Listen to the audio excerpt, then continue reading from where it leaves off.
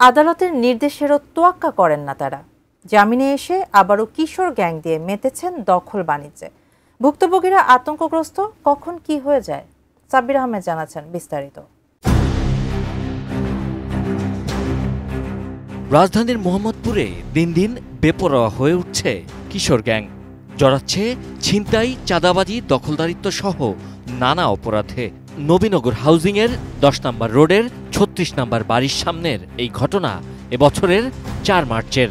দিনে দুপুরে বাড়ি দখলের চেষ্টায় একদল কিশোর ওই বাসার বিভিন্ন কক্ষে ঢুকে ভাঙচুর ও লুটপাট চালানো হয়।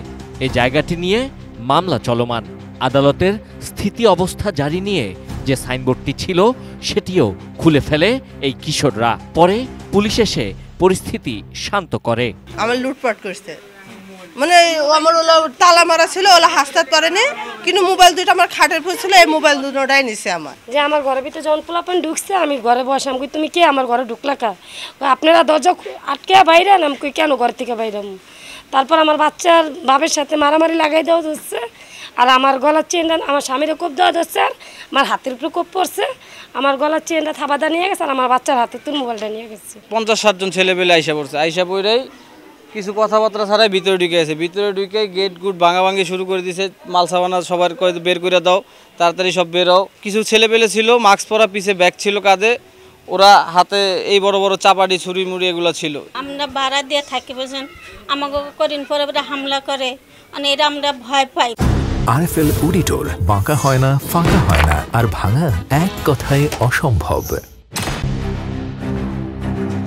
এ বাড়ির মালিক পরিচয়ে মোহাম্মদপুর থানায় মামলা হয়েছে, যেখানে আসামি করা হয়েছে কিশোর গ্যাংয়ের লিডার সুজাত মোল্লা, স্থানীয় ব্যবসায়ী নুরুদ্দিন জামিল, সোলেমান মাঝি সহ অজ্ঞাতনামা 50 থেকে 60 জনকে। তবে পুলিশ কাউকেই গ্রেপ্তার করেনি। পুলিশের দাবি আসামিরা জামিনে আছেন।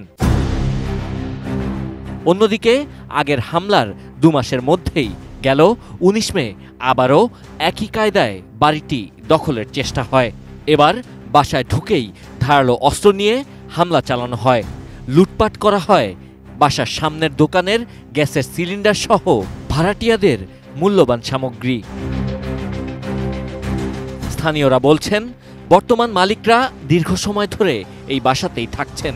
কিছুদিন আগে বাড়িটি দখলের চেষ্টা হয়। 15-20 বছর ধরে থাকি বুঝছেন। আমরা আইসা দেখতেছি ওনারাই থাকে। হঠাৎ করে কিছু লোক কয়দিন পরে পরে হামলা করে। আরেকবার দেখলাম 1-150 পোলাপান আইলো। আসার পরে মনে করেন সরাসরি বাড়ির ভিতরে ঢুকছে। ঢুকে মনে করেন লোকজনের মারধর করলো, আবার গ্যাস সিলিন্ডার যা আছে দোকানের সব নিয়ে গেছে। 26 বছর আগে যেহেতু আসে না, এখন কেন আসে? কথাটা হলো ওই জায়গায় 5 বছর আগে গেছে, 10 বছর আগে গেছে, এখন কেন আসে? রোডে খারে দিছে এই জায়গায় আয় দেই সাফাটি মাফাটি লয়েন বড় বড় 1-150 পোলাপান সব পুরা রোড ভরিয়া গেছে। সিসি ক্যামেরা তো মিছা কথা কইব না, আমরা নাহলে মিছা কথা কই। বাড়ি দখলের মামলায় অভিযুক্ত সুজাত মোল্লা দাবি করছেন তিনি এই বাড়ির মালিক, কিন্তু তার কাগজপত্র দেখে জানা যায় এবছরের 4 মার্চ সোলেমান মাঝি নামে একজনের কাছ থেকে তিনি পাওয়ার অফ অ্যাটর্নি পেয়েছেন, যেখানে তাকে এই জায়গাটি বিক্রি থেকে শুরু করে যে কোনো কিছু করার অনুমতি দেয়া হয়েছে। কিন্তু ওই দিনই তিনি জমি দখল করতে যান, যদিও তার দাবি তিনি ভাড়া চাইতে গিয়েছিলেন। এ ব্যাপারে প্রথমে কাগজপত্র দেখাতে চাইলেও পরে বিষয়টি এড়িয়ে যান। তারা থাকতেছে অনেক দিন ধরে ভাড়া দেয় না। শুনলে ভালো হতো, আপনাকে ফোন দেবনি, আপনাকে কাগজ দেবনি, চেক দেবনি, সমস্যা নাই, কিন্তু কথা বলে একটু ভালো ইয়ে হয়, আপনার কথা বলবনি এবং নিউজ দেবনি একটাকে। আমি ওই কথা বলতে পারবো না। এখানে বসবাসকারী মালিকদের দাবি 2010 সালে তারা এ জায়গা কেনেন। এরপর টিন শেড বাসা করে তারা থাকছেন, ভাড়াও দিয়েছেন। ভাড়াটিয়াদের সঙ্গে তাদের চুক্তিপত্রও আছে। তাদের অভিযোগ এই জমির পেছনেই সোলেমান মাঝির প্লট। সুজাত মোল্লা সেই জমির পাওয়ার অফ অ্যাটর্নি পেয়ে থাকতে পারেন, তবে এই জমির নয়, অর্থাৎ ভিন্ন একটি দাগের জমি তিনি দখল করতে চাচ্ছেন। তো এই জমিটা কিনছে আমার বাবা এবং আমার খালু মিলে।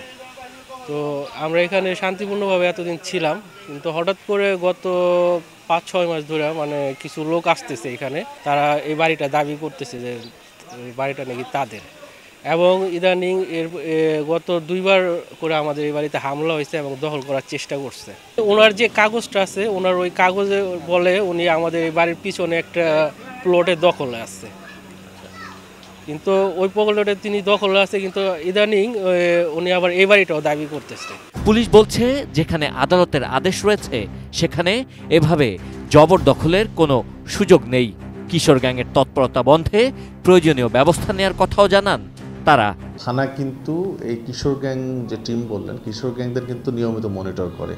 তাদের কোনো কর্মকাণ্ড ঘটলেই সে সকল এলাকায় আমাদের নিয়মিত অভিযান পরিচালিত হয় এবং তাদেরকে যারা শেল্টার দেয় তাদেরকেও কিন্তু আমরা অনেক চাপে রাখছি। আদালতের আদেশ ভায়োলেশনের জন্য তার বিরুদ্ধে আমরা লিখব। একটা 145 দেয়া আছে, এটাও ভঙ্গ হয়েছে নিঃসন্দেহে। এইটা আমরা ব্যবস্থা নিব, আদালতের কাছে লিখব। Sabbir Ahmed, ATN news, Dhaka.